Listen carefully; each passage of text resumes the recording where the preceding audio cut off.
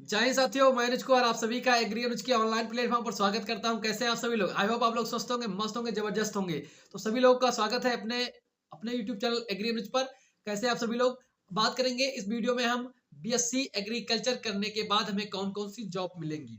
दूसरी चीज हम बात करेंगे इस वीडियो में कि आप लोगों के लिए जिससे कि जो इंटर के छात्र होते हैं उनको अब एडमिशन लेना है, तो उनको यही नहीं समझ में आता है कि भैया इसमें एग्रीकल्चर में आगे कौन कौन सी जॉब मिलेंगी, क्या अपॉर्चुनिटी हम इसमें करियर कैसे कैसे बना सकते हैं, इसमें कौन कौन सी में पोस्ट पे जाना होता है, किसमें किसमें हम नौकरी पा सकते हैं। तो इन सभी चीजों के बारे में हम इस वीडियो में बात करेंगे। लगभग 20+ आपके जॉब्स के बारे में बात करूंगा जो कि एग्रीकल्चर के थ्रू आती है और हर साल आती है। उसमें कि केंद्र सरकार, इसमें क्या होता है, केंद्र सरकार की भी होती है, कुछ कुछ राज्य सरकार की भी होती है। यानी कि कुछ ऐसी वैकेंसी आएंगी जिस पर जो है केंद्र सरकार तुम्हें जो है सैलरी वगैरह जो देने का कार्य होता है वो केंद्र सरकार करेगा। लेकिन कुछ ऐसा भी भाग रहेगा जिस पर जो है राज्य सरकार, यानी राज्य सरकार में के अंतर्गत आओगे तो राज्य सरकार आपको सैलरी या फिर उनके अंडर में तुम काम करोगे। ठीक है, दोनों प्रकार की बेहतरीन तरीके से बताऊंगा हर एक चीज के बारे में। ठीक है, साथ ही साथ आपको ये भी बताऊंगा कि इसमें आपका जॉब प्रोफाइल क्या होना है, यानी कि उसमें आपको कार्य क्या करना होता है, उस विभाग में आपको क्या कार्य करना होगा। इन सारी चीजों के बारे में बेहतरीन तरीके से बात करेंगे। वीडियो थोड़ा लंबा जरूर रहेगा लेकिन आपको हर एक चीज बेहतरीन तरीके से सीखना है तो आप देख लीजिएगा, पूरा वीडियो देखिएगा। वीडियो पसंद आएगा लाइक जरूर करिएगा, क्योंकि आपका लाइक जो है ना, लाइक जो है मेरा मनोबल बढ़ाता है। ठीक है, आपका एक लाइक या कमेंट वो मेरा मनोबल थोड़ा ऊपर कर देता है कि हाँ भैया बच्चों को समझ में आ रहा है, छात्रों को इससे जानकारी मिल रही है बेहतरीन तरीके से। और आपको पता है मैं वीडियो ज्यादा लंबी नहीं खींचता हूँ, जल्दी से जल्दी उसे कवर करने की कोशिश करता हूँ। ठीक है, तो उसमें आपको समझ में आना चाहिए बेहतरीन तरीके से। ठीक है, तो लेकिन आप लोगों को करना क्या होगा, आप लोगों को मैं एक टारगेट दे रहा हूँ इस वीडियो पर, कम से कम 150 लाइक होनी चाहिए। 150 लाइक का मैं एक टारगेट दे रहा हूँ आप लोगों को। जल्दी से जल्दी कर दोगे तो जल्दी से जल्दी एक दूसरी वीडियो आ जाएगी, और जो वीडियो आएगी वो आप लोगों के कमेंट में देना होगा आपको कि हाँ भैया इस टॉपिक में मुझे न्यू वीडियो चाहिए। तब मैं, अगर तुम्हारे कमेंट ज्यादा होंगे उससे संबंधित, ठीक है, टॉपिक से, तो मैं आप लोगों के लिए वीडियो बना दूंगा तुरंत। ठीक है, तो वीडियो को शुरू करते हैं बेहतरीन तरीके से। लाइक सभी लोग कर दीजिएगा। चलिए शुरू करते हैं। तो आइए देखते हैं यहाँ पर कौन कौन सी हमारी जो बीएससी एजी के बाद जॉब्स मिलती है उनके बारे में बात करेंगे।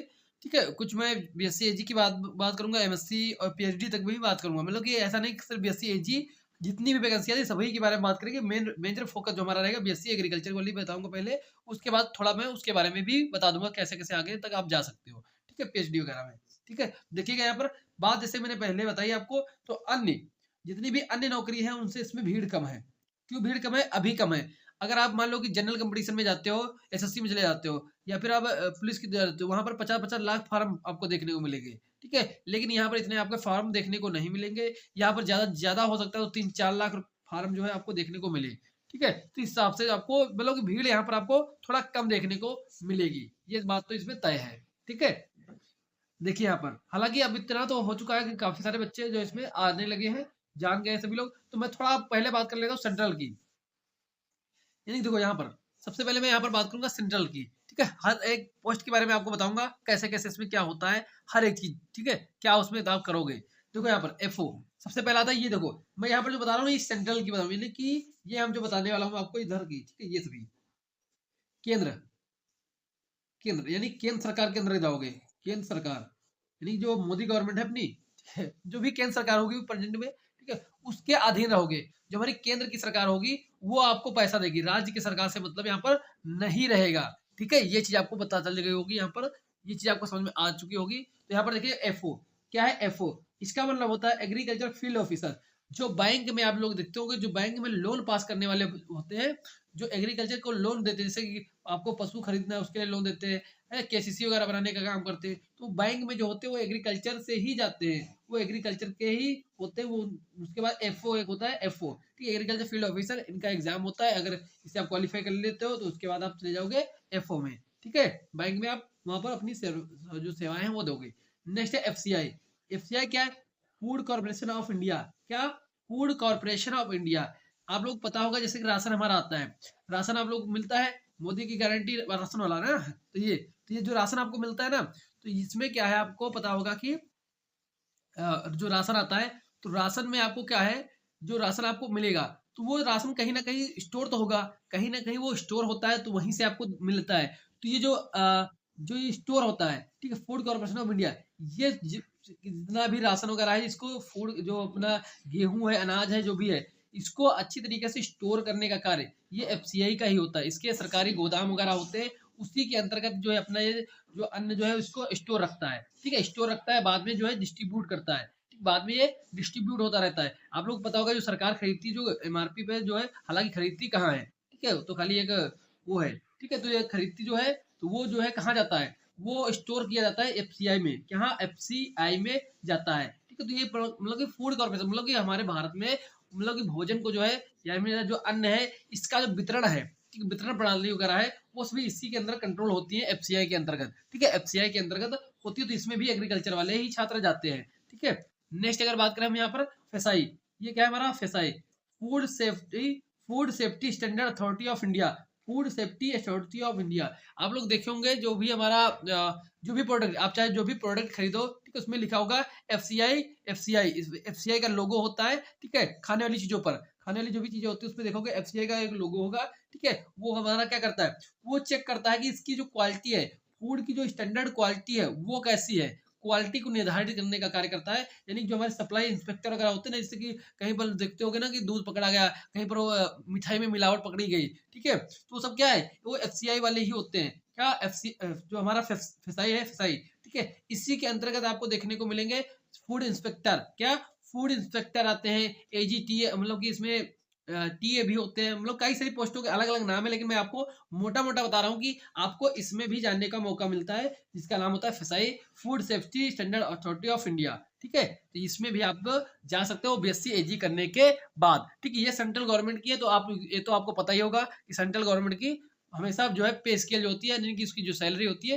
तो राज्य के अपेक्षा हमेशा ज्यादा भी होती है, और दूसरी चीज यहाँ होती है, इसमें क्या है, इसमें एक्यूरेट मतलब कि आपका हर महीने में पहली तारीख का आपके अकाउंट में पैसा आ जाता है, ये सबसे बढ़िया खासियत होती है इसकी, ठीक है, सेंट्रल गवर्नमेंट की, तो ये सेंट्रल गवर्नमेंट की जॉब है। और बात करें अगर हम एनएसए, एनएसए क्या हमारा national seed corporation, national seed corporation, ये क्या करता है, ये जो सीड वगैरह होता है, हमारा जो बीज वगैरह होता है इसको तैयार करने का काम करता है, ये राष्ट्रीय होता है, इससे क्या करता है, ये बीज को तैयार करता है, देखो अब नई नई वैरायटी जो होती है ना, तो उसकी और मतलब कि मान लो कोई यूनिवर्सिटी है उसने तैयार कर दी, वो उसने क्या किया, एक वैरायटी तैयार कर दी, अब उस वैरायटी का और ज्यादा प्रोडक्शन और ज्यादा बीज उत्पादन जो राष्ट्रीय लेवल पर किया जाए, और बाद में जो है सरकार की मदद से किसानों को वितरित किया जाता है, क्या वितरित किया जाता है बहुत ही कम दामों में, तो ये सब कौन करता है, तो हमारा यही करता है क्या, NSA national seed corporation of India करता है, ठीक है, ये होते हैं जो कि प्रोवाइड कराते हैं सीड को, ठीक है, आप देखते हो इतना सारा सीड आता है, हालांकि प्राइवेट कंपनियां भी होती है इसमें, लेकिन गवर्नमेंट जो होता है गवर्नमेंट के लिए, तो गवर्नमेंट जो है आपका यही एनएसए होता है, नेशनल सीड कॉर्पोरेशन।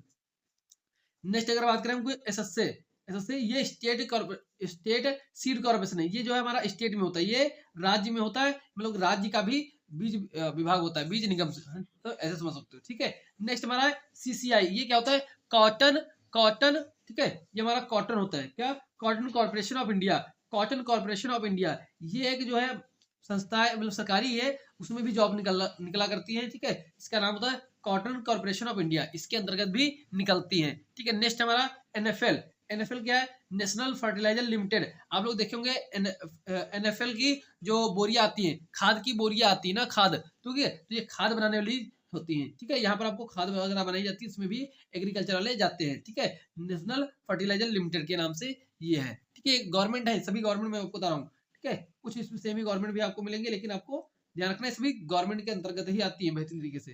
क्रबुको, क्रबुको आपको पता है खाद वाली जो है, ठीक है, ये भी इसकी की भी खाद आती है। इफको आपको पता होगा, इफको भी खाद वाली जो है कंपनियां हैं समझ लो, ठीक है, ये मतलब ये गवर्नमेंट है, ये क्या है गवर्नमेंट है, कुछ जैसे इफको है वो थोड़ा अर्ध सरकारी में आती है, ठीक है, तो इस प्रकार से, लेकिन कंट्रोल अब रहता है आपका जो मतलब सैलरी बढ़िया है कुल मिला के, और सेंट्रल में ही आती है, ठीक है।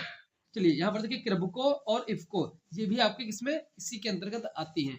नेक्स्ट बात करें हम एसएससी, ठीक है, अब देखो एसएससी, एसएससी से भी कुछ वैकेंसी आती है, एसएससी से भी कुछ वैकेंसी आती है, एसएससी के थ्रू आपकी वैकेंसी आती है, ठीक है, एसएससी जो मैंने आपको बताया था ना जनरल कंपटीशन वाली, तो एसएससी के थ्रू भी कुछ वैकेंसियां आती है अलग अलग डिपार्टमेंट में, ठीक है, अलग अलग डिपार्टमेंट में वैकेंसियां एसएससी के थ्रू भी निकाली जाती है, उसमें भी बीएससी एग्रीकल्चर वाले एलिजिबल होते हैं, हालांकि इसमें और भी होती है, इसमें एसएससी में जो आती है ना उसमें एमएस, इन सभी में अगर बात करें तो इसमें एमएससी वाले भी हैं, लेकिन मैं बीएससी पर ही बता रहा हूँ, बीएससी पर भी होता है, एमएससी पर भी होती है, ठीक, अलग अलग पोस्ट है लेकिन बीएससी पर है, ठीक है, कुछ बच्चे ऐसे ना कि बीएससी में एजी कर लेंगे तो हमें किस में जा सकते हैं, तो इन सब में जा सकते हो, कोई दिक्कत नहीं है, ठीक है, एसएससी के थ्रू भी वैकेंसियां आती हैं। नेक्स्ट अगर हम बात करें एनआरसी, एनआरसी आप लोग पढ़ते होंगे, नेशनल एग्रीकल्चर रिसर्च सेंटर, ठीक है। तो यहाँ पर देखिए एनआरसी होती है,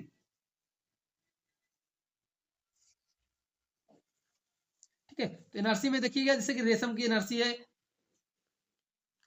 ठीक है, जूट की है, यानी जहां पर रेशम विभाग जो है हमारा, जो रेशम रिसर्च सेंटर जो होते हैं, रेशम रिसर्च सेंटर वहां पर भी निकलती है, मधुमक्खी रिसर्च सेंटर निकल होते हैं वहां पर निकलती है, जूट रिसर्च सेंटर होते हैं वहां पर भी निकलती हैं, तो वहां पर भी वैकेंसी आपको देखने को मिल जाती है, ठीक है। और भी होती है जैसे कि आप अगर बात करें यूपीएससी, अगर आप यूपीएससी के थ्रू जाते हो, ये थोड़ा जनरल कंपटीशन हो जाएगा यहाँ पर, ठीक है, लेकिन यहाँ पर भी एग्रीकल्चर वाले ही जाते हैं, ठीक है। आईएफएस, ठीक है, Indian forest service, Indian forest service में आप जा सकते हो। नेक्स्ट अगर बात करें दिल्ली डेवलपमेंट अथॉरिटी, दिल्ली में जो है डेवलपमेंट अथॉरिटी है, वहां पर जो है सेंट्रल, ये भी सेंट्रल गवर्नमेंट में ही आप जाओगे, ठीक है। तो हिसाब से यहाँ पर भी आपको क्या है, यहाँ पर भी आपको दिल्ली जो यहाँ पर भी आप एलिजिबल हो सकते हो, यहाँ पर एलिजिबल होते हैं, जिसमें क्या होता है कि जो वहां पर गार्डन वगैरह होते हैं ना, गार्डन वगैरह उनकी डेकोरेशन वाले भी वो होते हैं ना, इसको बोलते हैं section horticulture officer, section horticulture officer होता है, सेक्शन एग्रीकल्चर ऑफिसर होता है, इस प्रकार से वहां पर पोस्टें आपकी निकलती हैं, ठीक है। और भी निकलती हैं, D D triple S B, ये भी दिल्ली में है,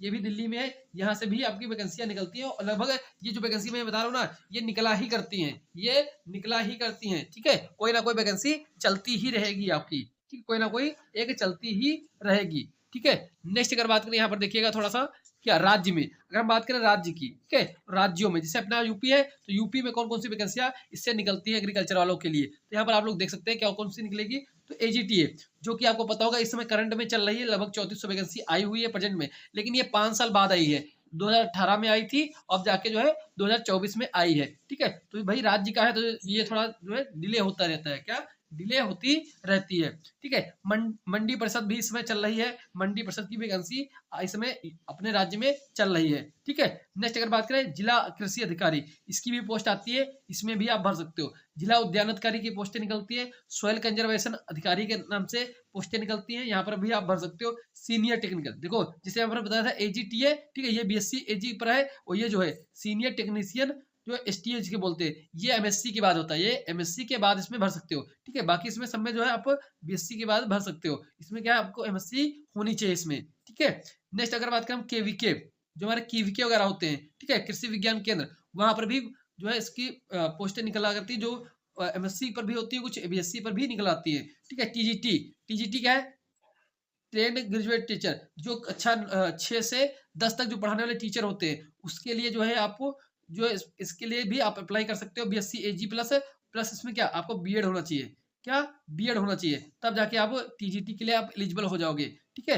और बताएं अगर पीजीटी, जो कक्षा 11-12 वालों के जो टीचर होते हैं, जो एग्रीकल्चर वगैरह पढ़ाते हैं ना इंटर में, तो वो कैसे आते हैं, वो पीजीटी करके आते हैं, क्या इसमें क्या है आपका BSc plus MSc plus BEd, BEd या पीएचडी ये मांगते हैं। हॉर्टिकल्चर ऑफिसर की पोस्ट निकलती है, हॉर्टिकल्चर इंस्पेक्टर, ठीक है, ऑफिसर हॉर्टिकल्चर ऑफिसर की भी निकलती है, और हॉर्टिकल्चर इंस्पेक्टर, इंस्पेक्टर की भी निकलती हैं, ठीक है। ये सभी वैकेंसियां निकलती रहती है, और भी वैकेंसियां हैं जितनी मैं जानता हूं कॉमन, तो वो मैं आप सभी को बता रहा हूँ, ठीक, जो मेरे आगे निकली हैं, यानी कि जो हमारे सामने निकली हो पोस्टें, उनके बारे में आपको बता रहा हूँ, ठीक है जी, ठीक है। इन सारी चीजों को मैं आपको बता दिया बेहतरीन तरीके से, आपको समझ में आ चुका होगा। अब बात करते हैं अगर और भी होता है, जैसे कि आप मान लो साइंटिस्ट आपको बनना है, तो पीएचडी करोगे जब, पीएचडी, ठीक है, पीएचडी करोगे जब,